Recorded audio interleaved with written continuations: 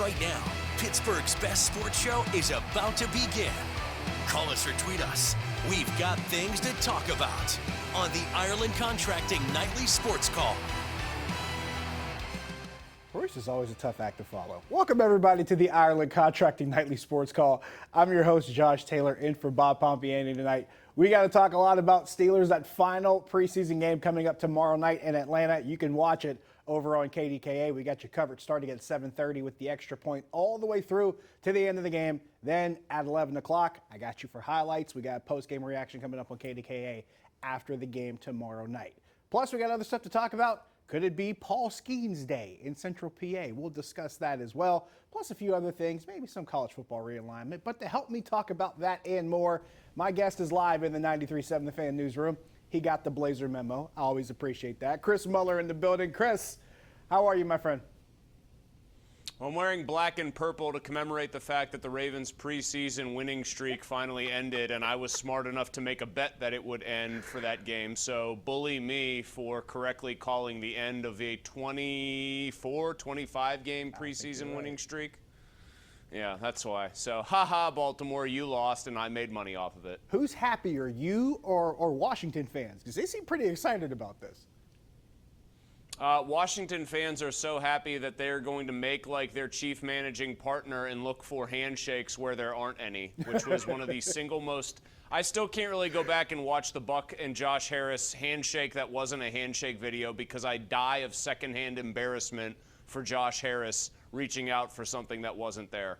That topped the Eminem on the Saturday night like college football game, primetime game awkwardness. And I didn't think that was possible.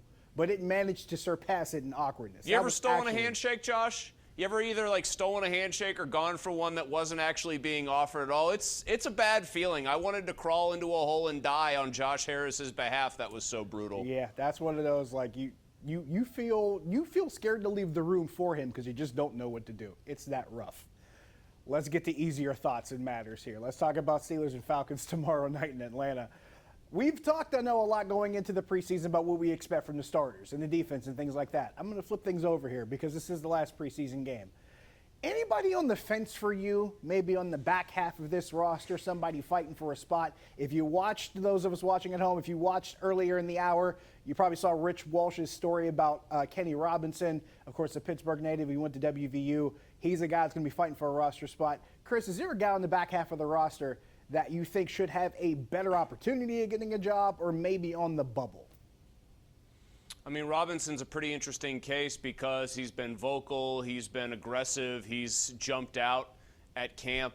So I think he's one. Are we even counting, for the purposes of this discussion, Kendrick Green? I don't think he deserves a chance. It feels like he's off the roster, like he has to be. He got pushed around and bullied.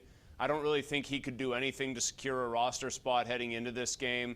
I guess what you really get down to here is the old classic, how do they shake out the wide receiver room as far as who's the special teams contributor that they want to keep?